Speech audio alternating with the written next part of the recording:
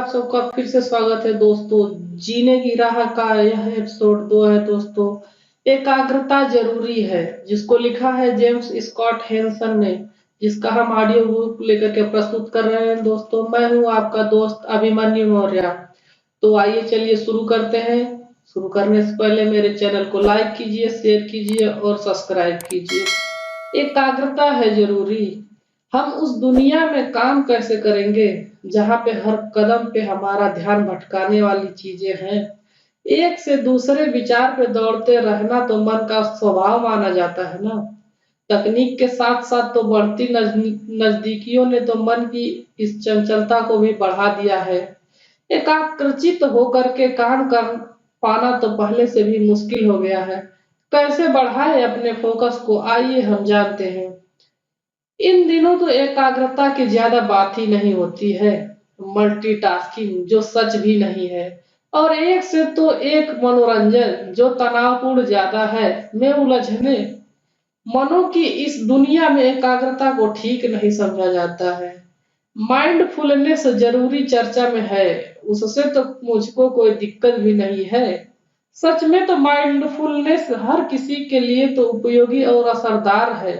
इससे तो दूसरों के साथ ढंग से रहने में भी मदद मिलती है और हम अपने समय और ऊर्जा का तो बेहतर इस्तेमाल कर ही पाते हैं। लेकिन माइंडफुलनेस का भी तो ढंग से ही अभ्यास करने के लिए थोड़ी एकाग्रता की जरूरत होती है। हम में से तो ज्यादा एकाग्र नहीं हो पाते हैं। पहले की तुलना में तो आज एकाग्र होना भी बहुत मुश्किल ही हो गया है। ध्यान भटकाने वाली तो बहुत सारी चीजें हमारे पास में मौजूद तो है ही। जैसे कि हम इसको ही देख लो कि जैसे मैं अपने कंप्यूटर पे कुछ जरूरी काम कर रहा होता हूँ, अचानक समय कुछ होता है तो क्या हुआ यह जानने की इच्छा होने पर मैं फोन तुरंत उठा लेता हूँ। फोन मेरे चेहरे को स्कैन करके खुद ब खुद ही अनलॉक हो जाता है। मेरी तो नजर बैंकिंग ऐप पे चली जाती है और मुझे तो यह याद आ जाता है कि अगली तो सुबह डॉक्टर से भी मिलना है। तो मैं खाते में बैलेंस भी देखने लग जाता हूँ, जबकि मुझे जानकारी थी कि मेरे पास पर्याप्त बैलेंस है। अब ऑफिस के खर्चों के लिए ही मैं तो ऐप का इस्तेमाल कर रहा हूँ ना।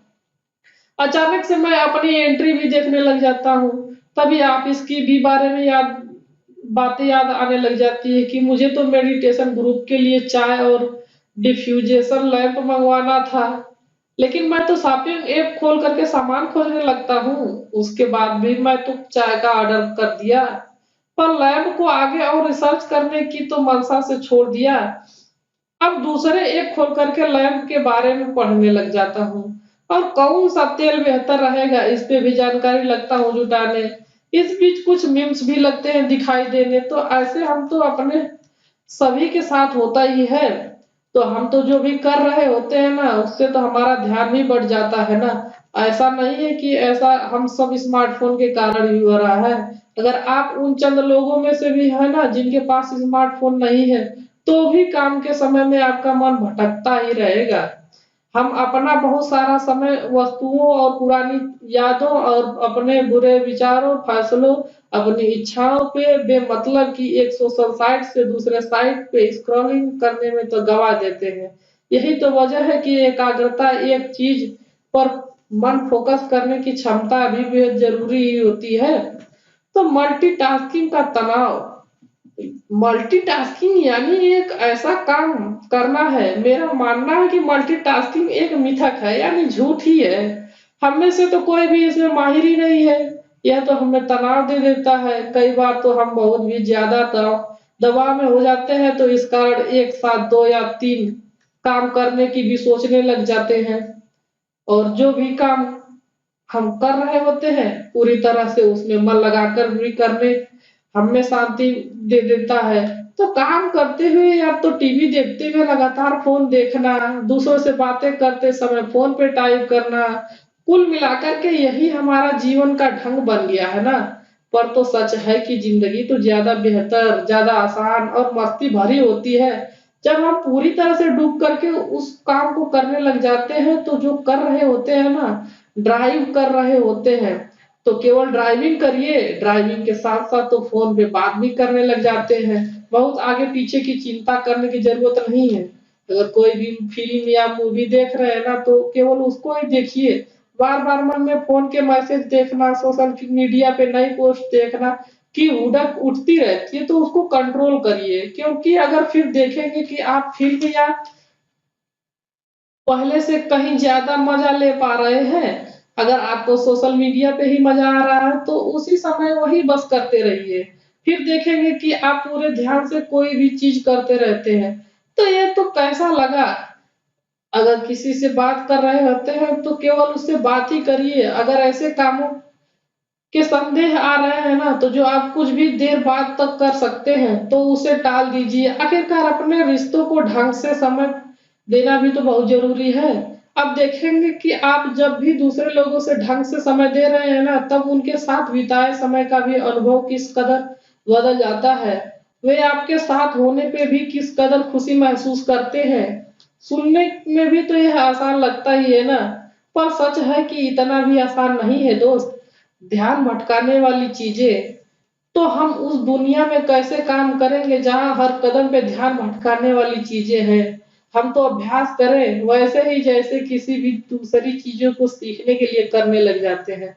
अच्छी तो बात यह है कि यह हम सब कर सकते हैं कभी-कभी, कहीं भी, कभी भी।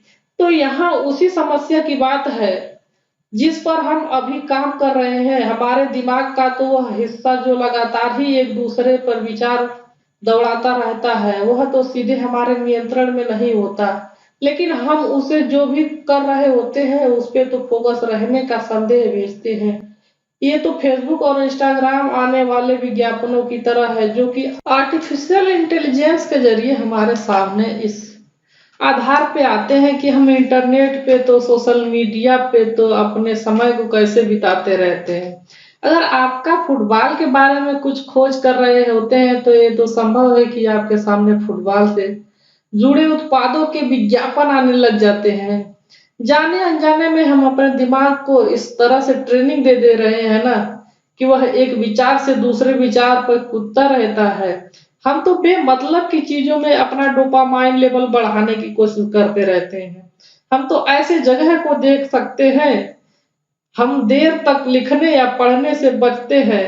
इसीलिए तो जब मैं कोई पोस्ट या ब्लॉग लिखता हूँ तो उसे छोटा रखता हूँ। 4 या 5 लाइन का लगातार लिखने के बाद नया पैराग्राफ शुरू कर देता हूँ। मैं पोस्ट छोटी रखता हूँ क्योंकि लोग उन्हें पूरा पढ़ें। देखने पढ़ने के इतने मंच हैं कि किसी एक की चीज़ पे तो बहुत समय हम दे ही नहीं पाते हैं।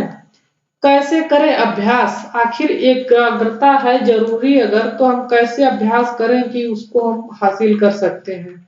तो एकाग्रता के लिए सबसे तो अच्छा तरीका ये है कि ध्यान दो काम करता है।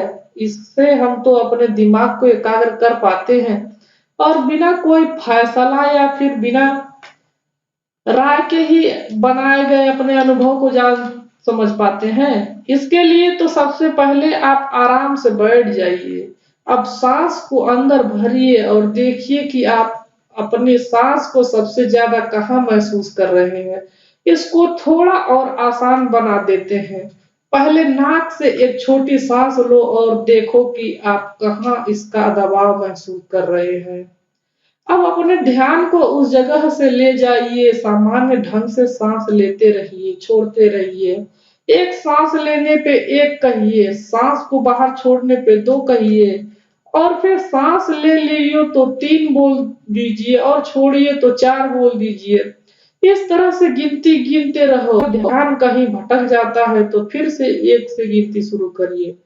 किसी विचार पर रुको मत, उसमें उलझने भी बहुत होती हैं, इसके बारे में ज़्यादा सोचने ना लग जाना, केवल आप ही हो और कोई नहीं है जो आपको सुन रहा है या आपके बारे में और कोई राय बना रहा है। अगर ध्यान भटक रहा है, लग रहा है कि ये सीधे एक तरफ नहीं चला जा रहा है, तो ऐसा लगातार 5-10 मिनट तक करते रहिए।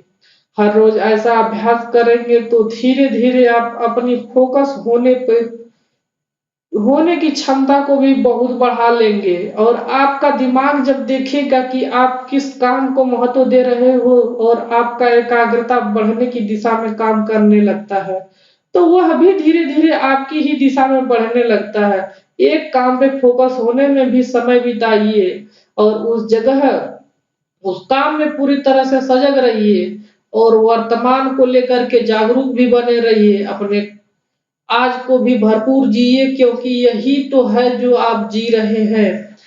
तो दोस्तों ये लेक्चर आपको कैसा लगा? इसके बारे में प्रतिक्रिया हमको कमेंट बॉक्स में ज़रूर दीजिए।